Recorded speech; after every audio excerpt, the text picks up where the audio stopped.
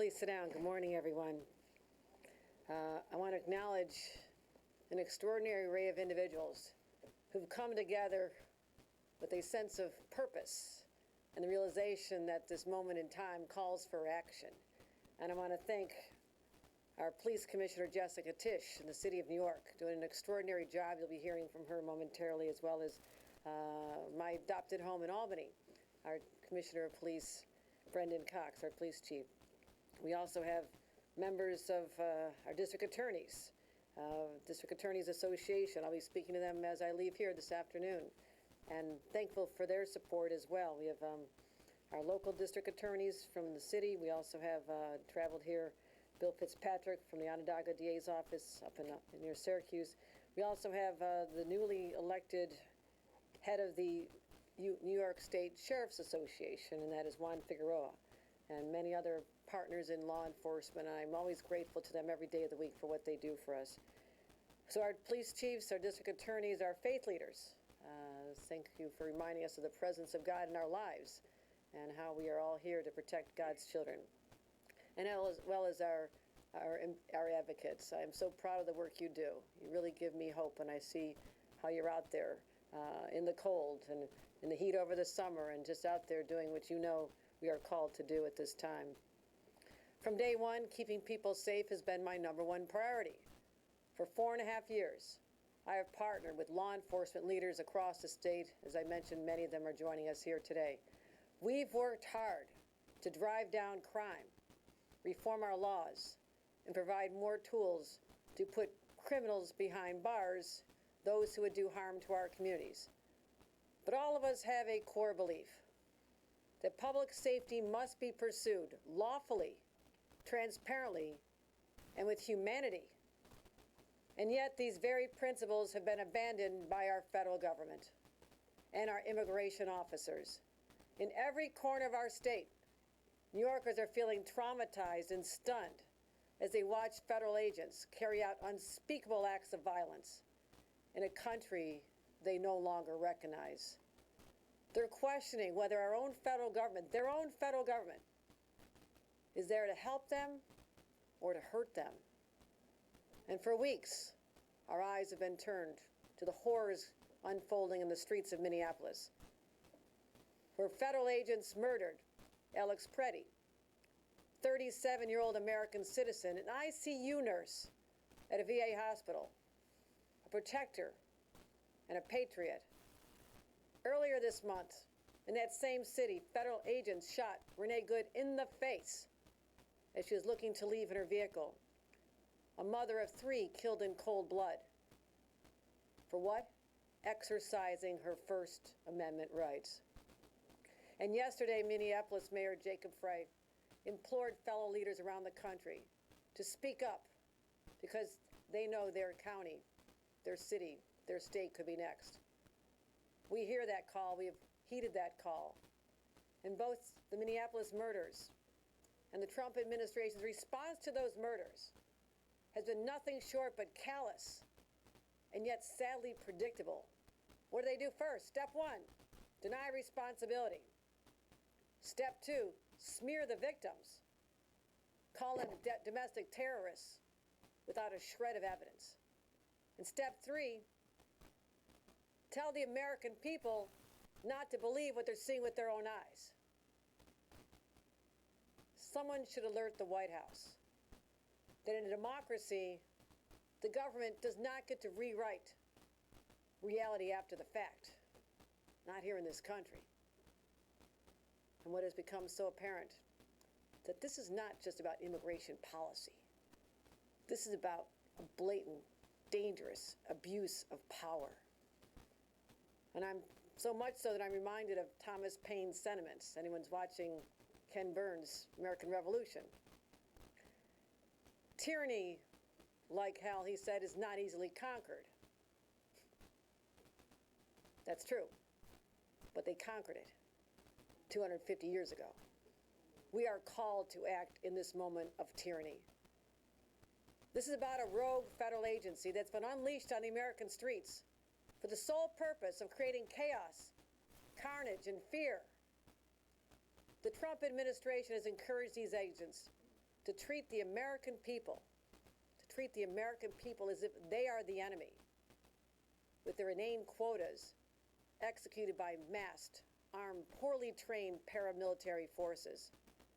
They've created a culture that has no restraint, where calls for accountability are sneered at, and where violence against American citizens is normalized.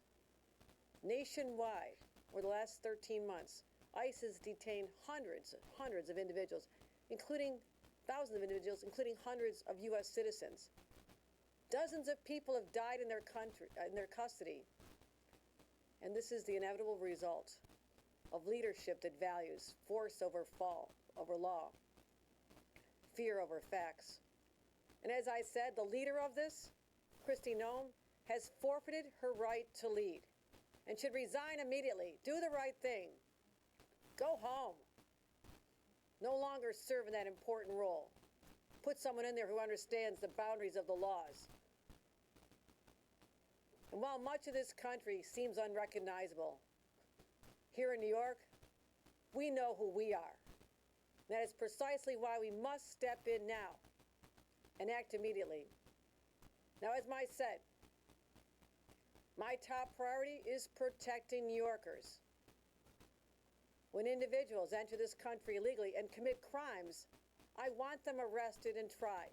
If they're convicted, they must be imprisoned and deported. That's what we've been doing for decades here, because I need to protect the immigrant community from criminals as well. And since I became the governor, we have turned over 1,400 convicted criminals to ICE, already served their time here, paid their debt to society, and are now sent where they came from. We've also ramped up our presence on the northern border. We have a long border, over 432 miles with Canada. We want to stop the flow of guns, human trafficking, violence, gangs. We'll focus on that. Just last August, New York State Police worked with federal law enforcement to break up a gun smuggling operation run by transnational crimes. That's what we want to do. That's what ICE should be doing. That's what Border Patrol should be doing. That's their job. So make no mistake, because others are going to lie about what I'm saying right now, and you can count on this. Be ready for the lies. We will always cooperate with federal government to bring violent criminals to justice. Full stop. That's not a change in policy. However, it does not mean that New York State will stand for flagrant abuse of power under the guise of public safety. Now, under current law, federal law, which says it is subject to state and local laws, check this out, ICE can enter into formal agreements with local law enforcement agencies to use their offices, their personnel, their jails, and other resources to do ICE's job. Now, what this means is they're doing ICE's job, and instead of focusing on their own job, which is keeping their communities safe. Local police officers ordered to serve as ICE agents, harassing innocent people and ripping families apart in their own communities. Now, it's not like ICE needs the help. Okay? Not long ago, they were a $6 billion agency. Now they have over $85 billion at their disposal, right? That's half my budget. So they have what they need. So don't buy in the argument we have to be there because ICE needs the help. They do their job, although I don't like the way they're doing their job, but don't expect our local law enforcement to team up with them because we have other responsibilities for our local law enforcement. They should not need local police to do their jobs. That's why today I'm proposing a new law that'll ban these agreements. We call it the Local Cops, Local Crimes Act. Very simply, local police focus on local crimes, focus on protecting our streets. And I'll work closely with my partners in the legislature to get this passed as quickly as possible. So we'll find more ways to protect our communities, because we see what happens when the lines get blurred. And law enforcement will tell you that the mistrust that is now created by this agency out of control affects their ability to do their jobs, because people don't know the distinction here as easily. So we want people to trust and have community policing and local law enforcement that responds to the crimes that are committed. We have retail theft, we have guns on the streets, we have gangs, we have drugs. I'm going to go out on a limb here and say that our law enforcement has enough on their hands, and our DAs have enough to do without turning into deputized ICE agents here in New York. Because this has gotten out of hand. Last fall on Long Island, federal agents had deputized local police to do what? To detain a Roosevelt High School senior after a minor nonviolent offense. This young man was beloved by his teachers and his classmates. They were so shaken to hear that this had happened in their own community. He'd been shipped off to a jail hundreds of miles away. And I know New Yorkers want to make sure that their hard-earned tax dollars are spent wisely. I don't think they want them using tax dollars to abduct nonviolent teenagers in their high schools. They want local police focused on local crime. Like I said, responding to emergencies, going after the gangs, taking on the real public safety challenges, and protecting neighborhoods the way they know best. Not diverting limited resources and personnel away from their sworn duty to fulfill these ridiculous quotas on the taxpayer's dime. So today, with this proposal, we're sending a strong message to ICE. You will not weaponize local police officers against their own communities in the state of New York. You will not use our police technology to track people who've done nothing wrong. We will not throw innocent people into our jails. And you will do everything only with a judicial order, an order from a judge who says there has been a crime committed when you're coming after our people in the state. But on the jails, ICE relies on our detention centers, right? They want to build them up. They want the capacity. Before a surge, they increase the capacity. We've seen this in other states. And they want to use the jails for that purpose. They use our jails to round up people. Now, here's my view. Our jails should be used for what our sheriffs need them for, a place to hold people accused of a crime before they have their trial, or for misdemeanors.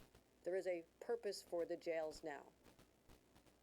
But cutting off access to our jails to ICE agents will make it harder for them to operate these large-scale operations, which they're building up to try and do right now in the state of New York.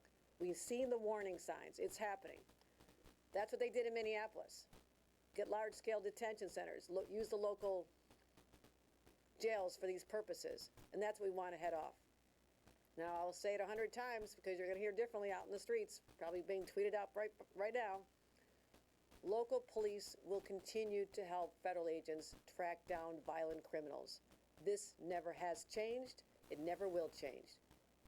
But what I don't want them doing, and they will no longer do, is aid armed forces who think they can occupy our streets, scare our children, round up our neighbors separated and rounded up just because of the color of their skin. That is happening even in our own state of New York. It's no longer going to happen with the help of our local law enforcement. That ends now. Now, today's actions builds on the promises I made in my State of the State address just a couple weeks ago, which clearly state, anytime your constitutional rights are violated, anytime federal agents operate outside the scope of law, New Yorkers should be able to hold them accountable in court. They already do for local and state officers. Why are the federal agents exempt from this? No longer in the state of New York. And as I said, no one is above the law. We also want to have sensitive locations. I laid out a series of sensitive locations that will be off limits to ICE civil immigration enforcement unless they have a warrant signed by a judge. I will repeat this because they need to hear this. Schools, daycare centers, houses of worship, and hospitals, letting our nurses know that this will be banned in the state of New York. And today, never thought I'd have to do this, but I feel compelled to add homes to that list, because the Fourth Amendment protects people and stops federal agents from forcibly entering their home without a warrant, but they're doing it anyhow. So I feel obligated to add homes to a list that I just identified. But since the federal government is more than willing to ignore the Constitution to suit their own purposes, I'm going to codify that into state law. Now, as I'm wrapping up here, our actions are grounded with a common sense principle. Real common sense. Who can disagree with this? Local cops focus on local crimes, right? You can get behind that. Not working with ICE to round up innocent people and terrorize communities. The people in this country are not confused. They're not naive. They know the difference between public safety and public displays of force. Public displays of brute force simply meant to instill fear. That is what has been unleashed in cities across America. And the people of this country do know what they're seeing unfold before their eyes, and no amount of spin will convince them to unsee it. And regardless of who's running DHS, regardless of who's in the White House, here in New York, we'll always uphold public safety lawfully and with humanity. To paraphrase Benjamin Franklin, when he was asked what form of government they just created, he said, "We created a republic if you can keep it. If you can keep it." I never thought in my lifetime that republic would be so fragile. Our democracy being ripped apart at the seams. To the patriots of 250 years ago and the patriots of today, some in this room, I'm here to say we intend to keep our republic and our democracy strong. Now, anyone who believes that eliminating these agreements between ICE and local police will somehow make New York less safe, you're going to hear that one too, mark my words, you ought to listen to our next speaker. New York City Police Department does not have an agreement with ICE. And guess what? Crime is hitting record lows. They have one of the greatest police departments in the world. They know their lane. They know what they do. They're not turning into ICE agents, terrorizing the streets and the people that they're trying to build trust with. That's not how it works. And we are so fortunate that this department is led by an incredible commissioner who's committed to doing it the right way. Ladies and gentlemen, I present to you New York City Police Commissioner Jessica Tisch. Thank you.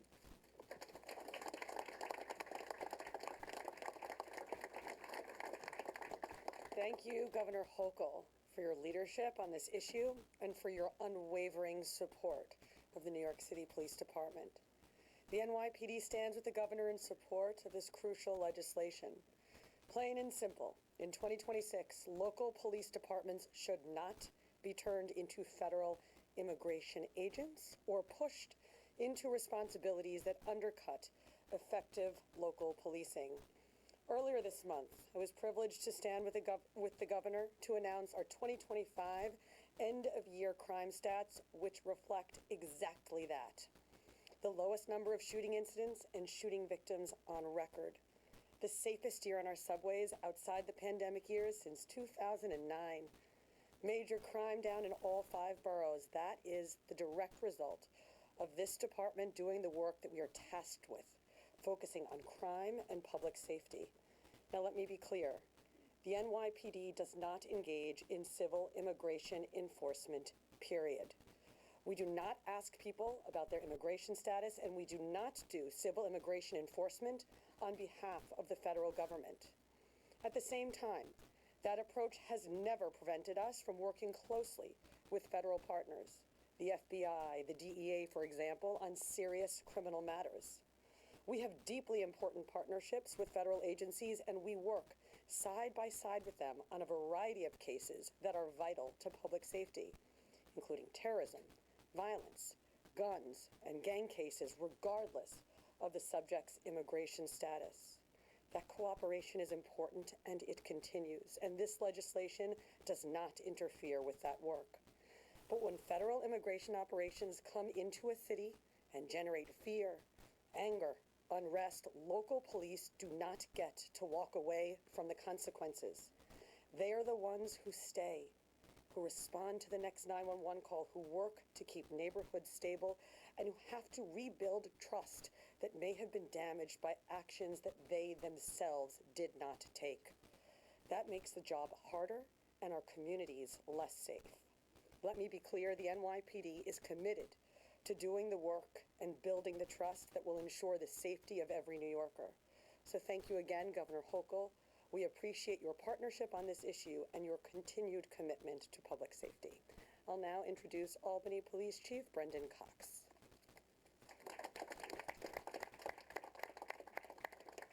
Thank you, Commissioner. Thank you, Governor Hochul, for your leadership and your unwavering commitment to keeping New Yorkers safe. I've seen that firsthand. There's been historic investments in law enforcement, including technology, for the Albany Police Department and the Capital Region, and certainly New York State, strengthening our laws, holding criminals accountable, and committing over $3 billion to public safety since you've been governor. Under Governor Hochul, shootings in New York have fallen to the lowest level in recorded history in 2025. Major crime is declining across every category. New York is one of the safest, largest states in the nation. And we've seen that in Albany. In Albany, we had shootings fall by 60% last year, including shooting victims fall by 60%. But while governor of our state and local partners have made tremendous progress here in New York, recent events that we've seen in Minneapolis have underscored why we are here today. There's a fundamental truth that every chief in this state knows. Effective policing needs the trust of our communities, between our officers and our communities. That trust is being eroded and broken as innocent American citizens have been killed under the guise of enforcing federal immigration law. These actions have not made anyone safer. Current federal immigration efforts have only created chaos and fear, undermining our democracy and public's confidence. These events have shattered the trust of law enforcement that we rely on to keep our neighborhoods safe. And I just want to note, we've seen that firsthand. We've been out in the community, we've been enforcing laws and trying to ultimately drive down violent crime, only to see people see local law enforcement thinking we're ICE, thinking we're there to take them away and deport them, and having to actually use our skills, which our officers are very skilled at, to de-escalate a situation and let people know that we are not there to do that. We are there actually to make them safer. And I've seen that firsthand with the officers that ultimately I supervise, the skills they have to spend hours to talk somebody out of a house, to let them know that they're there for their safety, not there to deport them. Trust directly impacts public safety. When that trust is broken, when residents fear calling the police, when victims stay silent, when witnesses refuse to come forward, we all become less safe. It's that simple. Trust is not just good policy, it's public safety. That's why local law enforcement should be focused on fighting local crime and keeping our communities safe. And we must end these agreements with federal immigration officers. As the commissioner said, we don't need those. We already have partnerships with our federal partners, and we can continue to do those. Banning these agreements can keep us safer, keep law enforcement focused on our serious crimes, and local agencies are most effective when spending time investigating crime, not civil law enforcement, especially when many of us are already facing staffing challenges, that we need to address those staffing challenges and address crime, not civil enforcement. I don't enforce tax law, I'm not going to enforce civil enforcement. Let me be clear, this isn't about refusing to cooperate on criminal matters. We will continue to do that. It's about that nexus to public safety. Let me add, no one is above the law. Not me as a police chief, not the district attorneys we stand with here today, but especially also not our federal agents. For people to maintain confidence in law enforcement, we need clear, meaningful accountability when constitutional rights are violated. And we need to ensure that mechanisms for such accountability exist, as they exist for us in local law enforcement. State and local officers are already held to these standards, and the governor's proposal simply ensures federal officers operating in New York are held to these same standards. Lastly, we must preserve the institutions our communities depend on. For decades, under administrations of both parties, federal policy limited warrantless immigration enforcement in schools, hospitals, and houses of worship. Our communities are centered around these places, and New Yorkers should be able to take their children to school, seek medical help, and worship in peace. Professional policing must be the rule, not the exception. That means officers who de-escalate, respect rights, and who understand their authority come with responsibility. Governor Hochul's proposals are about ensuring every community in New York can trust law enforcement at every level, and that we operate with professionalism, accountability, and respect. That is the standard we hold ourselves to every day, and that's the standard for everyone who wears a badge in our great state. Thank you.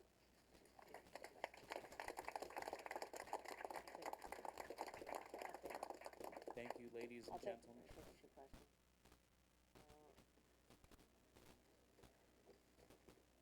I'm happy to take questions, but I just want to say, right before I came out here, I read an account that has still left me very disturbed. That in a state in America, there was a young couple that had just taken their 1-month-old baby to apply for a U.S. passport as a U.S. citizen. And ICE agents surrounded the vehicle, pulled over. Bitter cold, they smashed the driver's side window to extract the father and left the mother and the baby surrounded in glass inside the vehicle, left them alone in the cold, bitter temperatures. A 1-month-old? Freezing? I'm a mom, I'm a grandma, I got a six-month-old grandbaby. You know how hard people work to save and protect their children? And you expose them like that? My God, what has happened to this country? What has happened here? We're taking steps today. We're standing up and saying who we are. But can we just remember we're America? We once were so admired by the rest of the world, and now we're ashamed? Mr. President, can we just stand down the assault on the American people and our children and our babies? Can we just stop? There's a lot of other issues. Let's focus on driving down prices and helping people get health care and taking care of them, giving them homes, helping with their utility bills. We have so much we have to do to help people. But stories like this make you just question who we are. And this country has become unrecognizable. But in New York, we know who we are. We will stand up. We will change the laws to make sure that people know we will protect them. And heaven help us. Thank God for the clergy here. Thank you for your prayers. Thank you for being on the streets and helping these people who are so scared. They're not even going to churches. They're not going to schools. They're not going to daycares. Someday we'll try to put the genie back in the bottle, I guess. Go back to January 19, 2025. Try to pick up the pieces. But until then, we are called. We are morally called and challenged at this moment in history to stand with our voices, our offices, our faith, to stand up for people who are God's children. Whether they're here searching for a better life, they're living lawfully, following the laws, whether it's an American citizen who doesn't deserve to be shot in the face and murdered, or shot multiple times on the ground defenseless. I've always believed we're better than this. And in my heart, I know we are, because we are still a government of the people. And the people have had enough. Any questions? Ending of the 287 agreements, a couple municipalities already have them, like Nassau County. Does that mean they'll be null and void now? And if they don't end that collaboration, are you also going to cut off state resources to these counties? And I have a follow-up. Once a law is passed, every municipality is required to follow the law. And the consequences of breaking the law in the state of New York is the Attorney General will bring action and it'll be taken to court for enforcement. Have you talked to Bruce Blakeman? I mean, he's your Republican opponent. Is this a shot across the bow at him? Also, do you think that ICE should be abolished? The mayor of New York City believes in that. I don't accept the characterization that this is a shot against anybody. I'm doing this for my state. We have 62 counties, and a few of them, and you'd be happy to know that the vast majority do not have these agreements, that the vast majority of sheriff's offices do not have these agreements. It is a smaller subset. So it has nothing to do with who's running for office. This is the right thing to do in this moment. And ICE desperately needs to be reformed and retrained. But we also have to have borders that are protected. We don't want criminals and gang members coming across the borders. We need to have that. But what it has morphed into under Donald Trump and Kristi Noem shocks the conscience. So that is my position. Sticking on topic, Rebecca.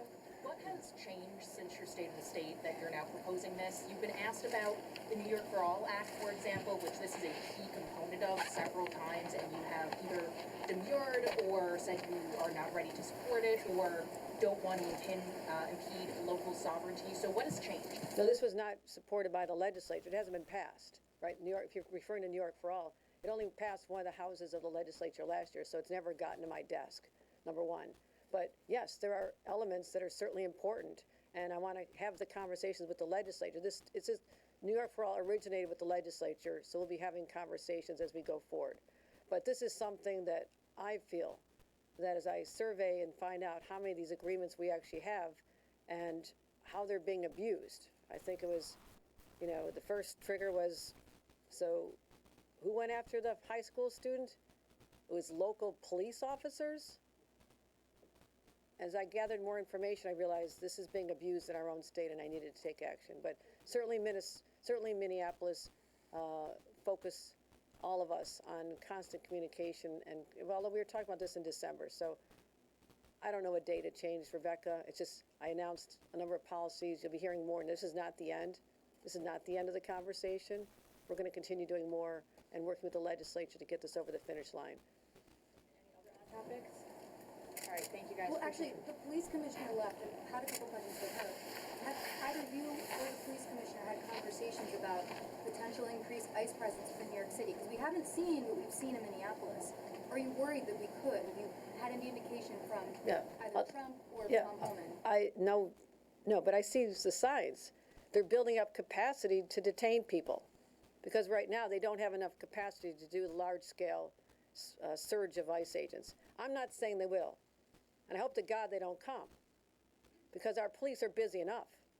Our state police, our sheriffs, local chiefs of police, they're all busy people. They've got a lot to do to keep us safe, and it's been successful.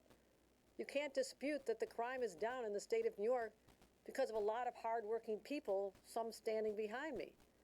So I don't want them to have a surge, no, but when they're trying to build a large-scale facility in Orange County, and the county executive doesn't want that, and we don't want that, and they're looking at other facilities in other parts of our state to build. I'm watching the trends here. Why are they doing that if they're scaling back? I think the opposite could be ready. So that's the sign. They've not told us they are, Bernadette. I don't expect to get a handwritten note saying we're coming in a couple of weeks, but they're going to show up at some point, and I want to be prepared. Change the laws now, do what we have to do to fortify ourselves, and part of it is reminding local police. We respect what they do. We know they're trying to build trust with communities, and I want local police focused on local communities fighting local crime. That's it. That's all this is about. Not to deputize you to be part of an agency that is huge, bloated, untrained. The hours of training that goes to be one of these new ICE agents is shocking. Compared to what we have to do to become a state police officer, there's no comparison. How often how are they trained in conflict de-escalation? How many hours have you spent on conflict de-escalation and not whipping out your gun as the first reaction? Maybe we'd have 2 more 37-year-olds alive if they had followed the same thing we do here in New York. Thanks, everybody. Thank you, guys. Ladies and gentlemen, that concludes our program. Thank you all for coming.